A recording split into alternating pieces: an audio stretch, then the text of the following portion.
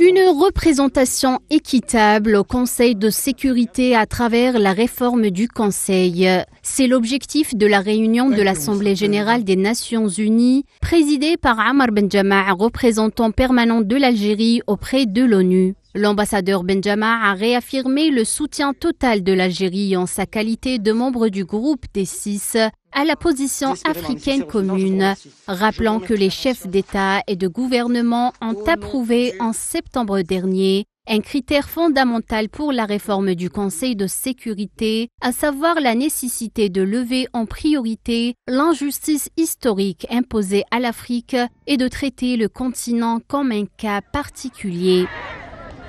Le représentant de l'Algérie a souligné que le monde a beaucoup changé depuis la création du Conseil de sécurité en 1945, ajoutant que la composition du Conseil ne reflète plus la réalité du système mondial actuel, que sa légitimité et son efficacité sont de plus en plus remises en question, y compris le droit du veto dont disposent les 5 membres permanents.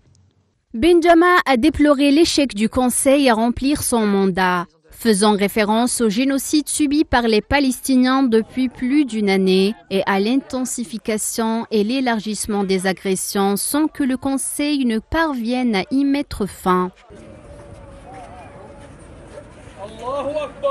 L'Algérie, en sa qualité de membre de cet organe, est témoin de près des manquements de ce système, notamment en matière de transparence et de l'obligation de demander des comptes, précisant que ce système permet à un petit groupe de pays de dicter l'ordre du jour du Conseil et de prendre les décisions. Le diplomate algérien a insisté sur l'impératif de renforcer la transparence et d'exiger la rédiction des comptes au sein du Conseil sans plus tarder. Il a mis l'accent également sur la nécessité de responsabiliser les porte-plumes. La réforme du Conseil de sécurité ne fera que lui conférer davantage de légitimité et lui permettra de faire face aux défis sécuritaires pressants du XXIe siècle, tout en assurant que l'ONU puisse continuer à assumer son rôle essentiel, comme ce fut le cas à sa création, a-t-il conclu.